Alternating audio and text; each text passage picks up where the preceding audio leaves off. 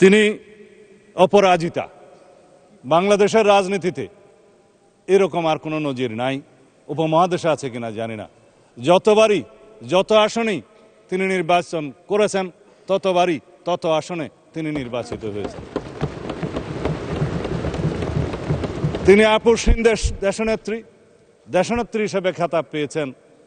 বিগত সময়ে স্বৈরাচার বিরোধী সামরিক স্বৈরাচার বিরোধী আন্দোলনের সময়ের ধারাবাহিকতায় বাংলাদেশের গণতন্ত্র যার হাত দিয়ে বারবার অবমুক্ত হয়েছে, সেই ধারাবাহিকতায় ফ্যাসিবাদ বিরোধী গণতান্ত্রিক আন্দোলনে অবিরাম সংগ্রামের মধ্য দিয়ে তার নজিরবিহীন ত্যাগের নজির স্থাপন করে তিনি খেতাব পেয়েছেন বাংলাদেশের মানুষের কাছে দেশনেত্রী।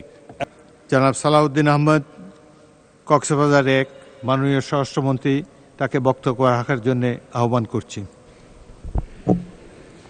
মাননীয় স্পিকার, আপনাকে ধন্যবাদ।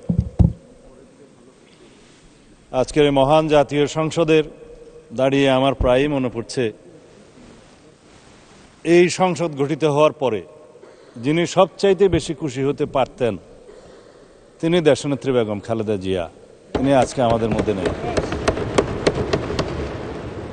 দীর্ঘ ৪৫ বছরও বেশি আমি দেশনেত্রী বেগম খালেদা জিয়ার সহকর্মী হিসাবে, কখনো কর্মচারী হিসাবে, কখনো সংসদ সদস্য হিসাবে, কখনো মন্ত্রী হিসাবে, কখনো দলের নেতা হিসাবে তার ছায়াতলে ছিলাম, স্নেহের ছায়াতলে ছিলাম, নেতৃত্বে ছিলাম।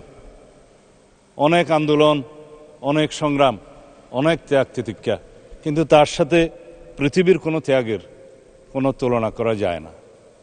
তিনি একসময় সামরিক স্বৈরাচার বিরোধী আন্দোলনে নেতৃত্ব দিতে দিতে গণতন্ত্রকে অবমুক্ত করেছিলেন, সামরিক স্বৈরাচারকে হটিয়েছিলেন, খেতাব পেয়েছিলেন দেশনেত্রী। তখন আপসহীন নেত্রী হিসেবে তিনি খেতাব পেয়েছিলেন।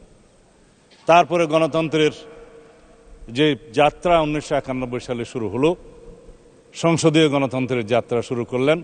তার হাত দিয়ে এদেশে সংসদীয় গণতন্ত্রের পুনরায় যাত্রা শুরু হয়েছিল। তার হাত ধরেই এদেশে তত্ত্বাবধায়ক সরকার পদ্ধতি চালু হয়েছিল এবং তার হাত ধরেই বাংলাদেশে গণতন্ত্র এবং নারী শিক্ষার অগ্রগতি হয়েছিল অভূতপূর্ব। 2001 সালে তিনি যখন আবার প্রধানমন্ত্রী নির্বাচিত হলেন, আজকে আপনারা অনেকেই এই শোক প্রস্তাবে বলেছেন 3 বারের প্রধানমন্ত্রী। তিনি আসলে 4 বার শপথ নিয়েছেন প্রধানমন্ত্রী হিসেবে। 1991 সালে প্রধানমন্ত্রী হিসেবে, তখন রাষ্ট্রপতি শাসিত সরকারের সময়, 1 বার প্রধানমন্ত্রী হলেন। তারপরে সংসদীয় পদ্ধতির সরকার ব্যবস্থা চালুর পরে তিনি আবার শপথ গ্রহণ করলেন, 2য়-বার প্রধানমন্ত্রী হলেন। 3য়-বার প্রধানমন্ত্রী হলেন 2001 সালে এবং 1996 সালে 6ষ্ঠ জাতীয় সংসদে তিনি প্রধানমন্ত্রী নির্বাচিত হলেন। এই 3 বার, 4র্থবার 2001 সনে প্রধানমন্ত্রী নির্বাচিত হলেন। তিনি অপরাজিতা। বাংলাদেশের রাজনীতিতে এরকম আর কোনো নজির নাই, উপমহাদেশে আছে কিনা জানি না। যতবারই যত আসনেই তিনি নির্বাচন করেছেন ততবারই তত আসনে তিনি নির্বাচিত হয়েছেন। তিনি আপসহীন দেশনেত্রী হিসেবে খেতাব পেয়েছেন।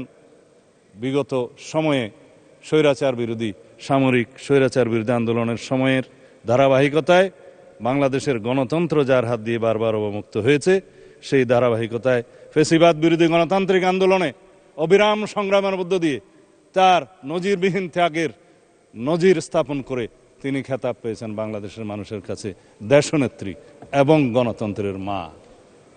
আজকে সেই গণতন্ত্রের মা আমাদের মধ্যে নেই। তিনি নেই, কিন্তু তিনি আছেন বাংলাদেশের প্রতিটি মানুষের অন্তরে। সারা পৃথিবীর গণতন্ত্রকামী প্রত্যেক মানুষের অনুপ্রেরণা হিসেবে তিনি জীবিত থাকবেন তাদের অন্তরে। তিনি যদিও আমাদের মধ্যে শারীরিকভাবে নেই, সারা পৃথিবীর মানুষের গণতন্ত্রের অনুপ্রেরণা হিসাবে তিনি সারা পৃথিবীর মানুষের মধ্যে জীবিত থাকবেন, জাগরুক থাকবেন। তিনি আমাদের অনুপ্রেরণা জুগিয়ে যাবেন। তার সেই নেতৃত্ব, গণতন্ত্রের জন্য অপরিসীম ত্যাগ এবং তার সংগ্রামের কাহিনী আজীবন বাংলাদেশের ইতিহাস যতদিন থাকবে ততদিন দেশের মানুষ স্মরণ রাখবে এবং অনুপ্রাণিত হবে।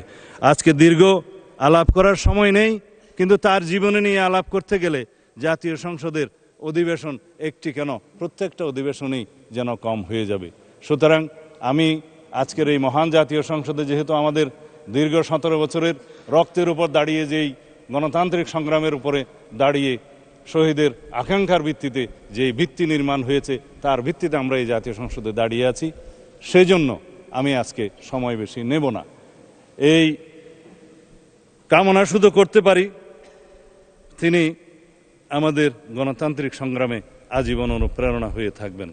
যারা দীর্ঘ 17 বছরের ধারাবাহিক সংগ্রামকে প্রত্যক্ষ করেছেন, যার ধারাবাহিকতায় 2024-এর ছাত্র গণ অভ্যুত্থান সংগঠিত হয়েছে, সেই অভ্যুত্থানের একটি বিশাল অংশ জুড়ে দেশনেত্রী বেগম খালেদা জিয়ার নেতৃত্ব আমাদেরকে অনুপ্রেরণা এবং সাহস জুগিয়েছিল।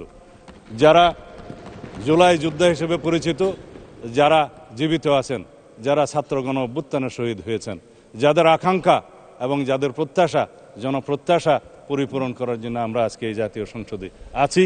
আমাদের প্রত্যেকের দায়িত্ব এবং কর্তব্য হচ্ছে দেশনেত্রী বেগম খালেদা জিয়া যেই বাংলাদেশ দেখতে চেয়েছিলেন, গণতন্ত্রের যে সুদৃঢ় ভিত্তি রচনা করতে চেয়েছিলেন, সেই সুদৃঢ় ভিত্তি সাম্যের ভিত্তিতে, ন্যায় বিচারের ভিত্তিতে, মানবিক মর্যাদার ভিত্তিতে সেই বৈষম্যহীন বাংলাদেশ আমাদেরকে বিনির্মাণ করতে হবে।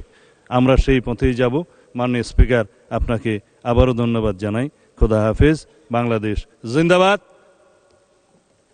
জুলাইয়ের শহীদদের প্রতি স্মরণ করতে আমি ভুলে গিয়েছিলাম, 71-এর শহীদদের প্রতি স্মরণ করতে ভুলে গিয়েছিলাম। আমি ক্ষমা প্রার্থনা করছি। আজকে আমরা শহীদের রক্তের উপর দাঁড়িয়ে যেহেতু এই সংসদে দাঁড়িয়ে আছি, সেই জন্য আমাদের সকল শহীদদের প্রতি আমাদের বিনম্র শ্রদ্ধা। ধন্যবাদ।